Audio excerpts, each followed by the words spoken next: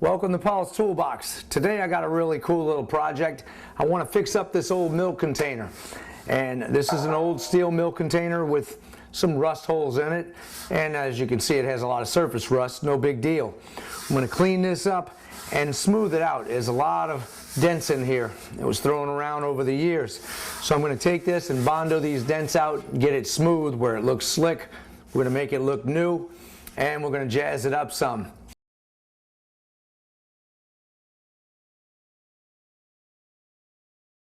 I tell you, one thing I do like about Harbor Freight is they have fantastic deals on accessories like this. This wire wheel kit was only $7. I have a wire brush and my different welding wheels in here to clean metal off with, and that's what I'm going to do. I'm going to clean this off with one of these wire wheels, come back over with the other ones if I have to and get in the grooves.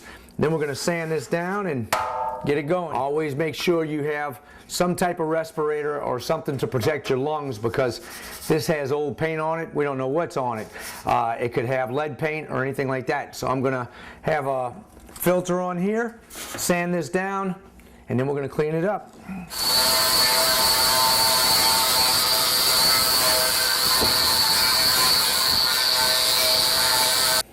It only took me about 10 minutes to strip this whole thing down.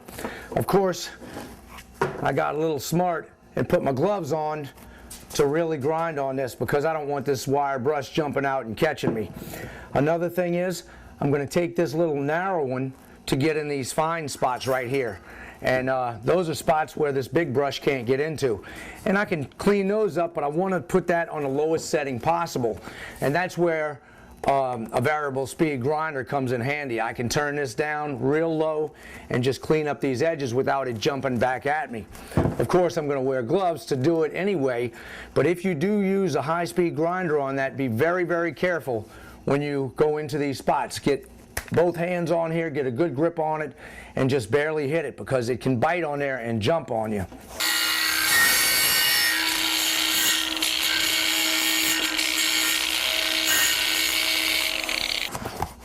Now I'm going to show you what it's like when you turn the grinder up and you don't have a variable speed grinder. I'm going to show you how you have to be careful. I'm going to do this side with it on full speed.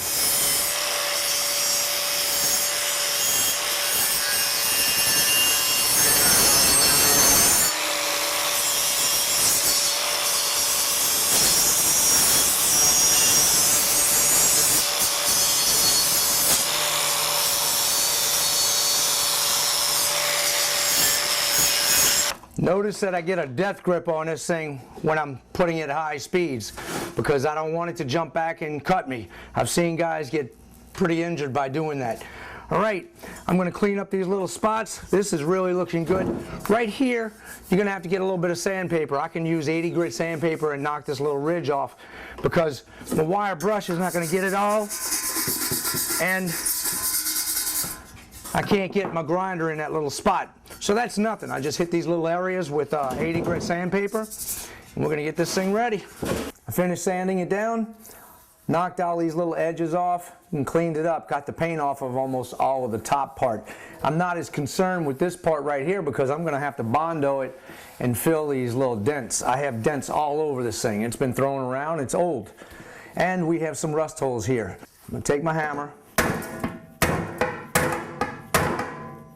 You see how I just popped the dent around that? I want to give that fiberglass something to stick to.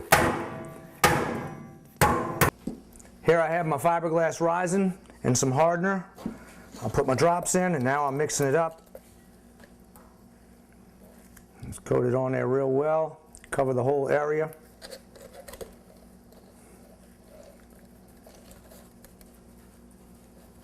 Make sure I don't get it all over myself.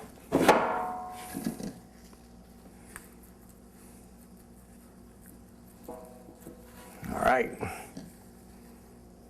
make sure I got my holes here. I want to cover everything real well. And you put your gel coat right on top. My fiberglass is dry and it's ready to get sanded. I'm not going to use my orbital sander with the bag on it. Normally I would, because I don't like to have this dust all over, especially fiberglass dust. But this one stopped working, or is giving me trouble. It's just spinning and it's not oscillating. So I don't want to use that one. I'm going to go ahead and use this one. This is my orbital polishing sander. This thing works great. The only problem is it does not catch all the dust. So I'm going to put it on low speed and just feather this out.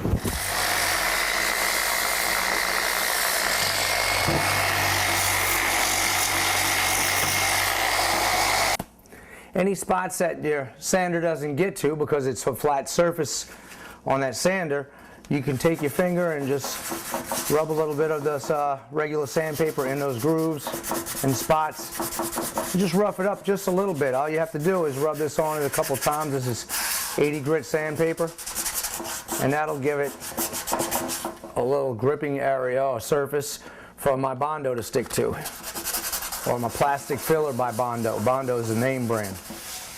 I'm going to wipe this down with acetone with another rag, clean it off, and get it ready. Put this on the side. I'm ready to go.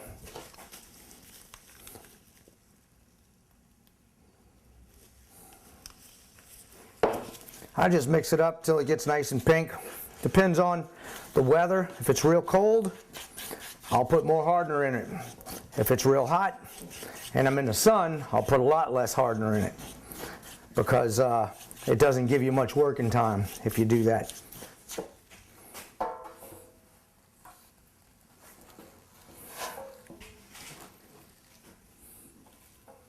This is going to come out nice when it's finished.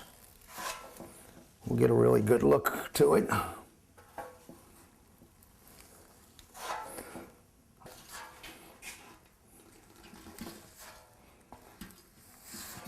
Starting to run out of time. It's getting hard on me.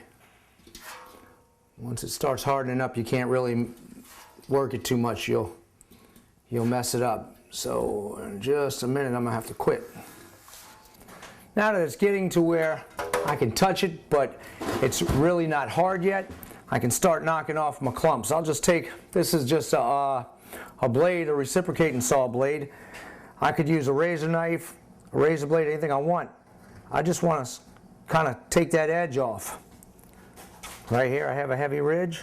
Like I said, you can just run your blade on it and cut it down. Now I can take it, set it down on its side, and I can pull this blade to myself and see the real high ridges and bring those down.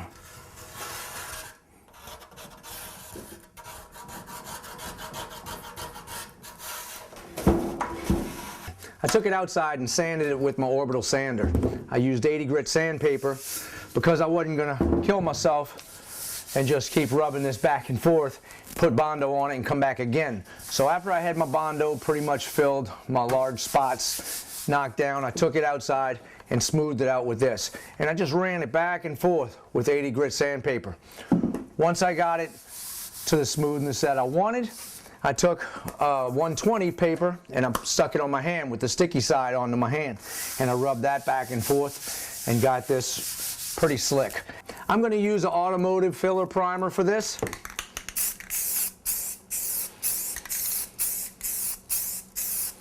This is made by Bondo, and it's a little putty that's made to fill tiny imperfections. You don't need a hardener with it. You just take the cream, you fill in a little hole just like you would with a wood filler. And once I do that, I let it dry for a little while, and you come back and sand it. I used 120 grit sandpaper to sand these little areas, and it gets them really smooth. Then I'm going to go ahead and knock this whole thing down a little bit just to smooth it out with 120 grit sandpaper. After that, we're ready for our stainable primer. We're going to put one coat right now, let it dry for a couple hours. I have things to do anyway. Then I'll come back a little later and put the second coat, and that's where we're going to do our graining on here, and we'll make this look a lot like wood.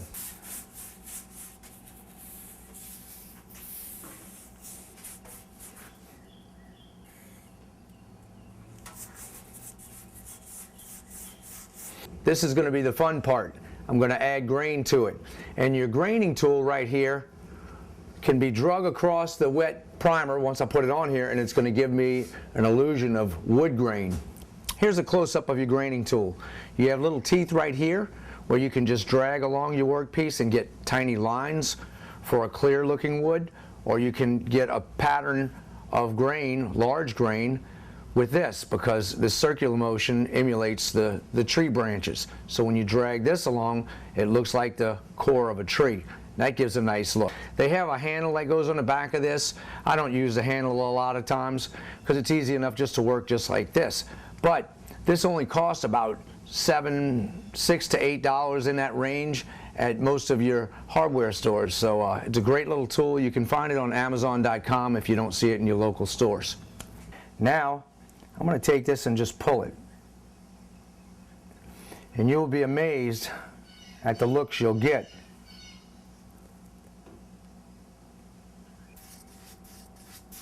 You'll see some lines of grain, but you don't see anything too heavy.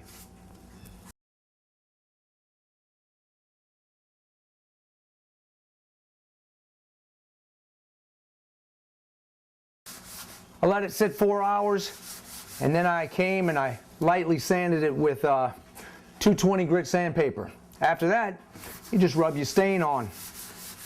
I'm going to let this sit on here for a little bit and then wipe it off with a clean rag and see if I get the look I want. If I want a little different look, I'll add something to it. Now I'm going to take my dry rag and just wipe it down. And you'll see the grain is starting to pull through, and it's showing that wood look that I want.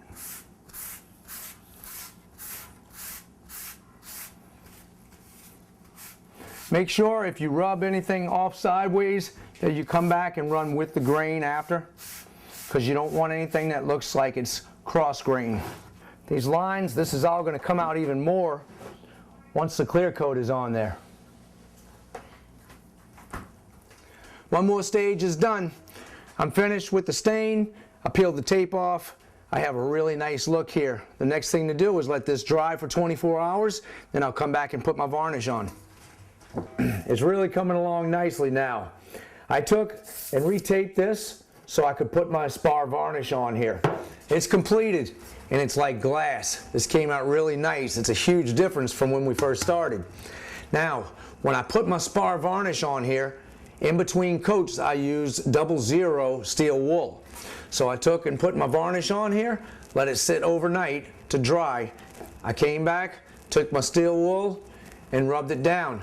That makes sure you get every little imperfection off of it, the little dust particles or anything that may get on here.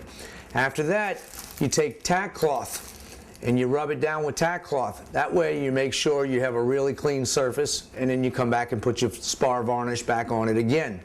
3 times. So it took 3 days to get that part, because you really want that spar varnish to cure all the way before you put another coat on. If you found this video useful, hit like for me. Also, check out Paulstoolbox.com for all my other videos. Don't forget to subscribe, and I'll see you on the next project.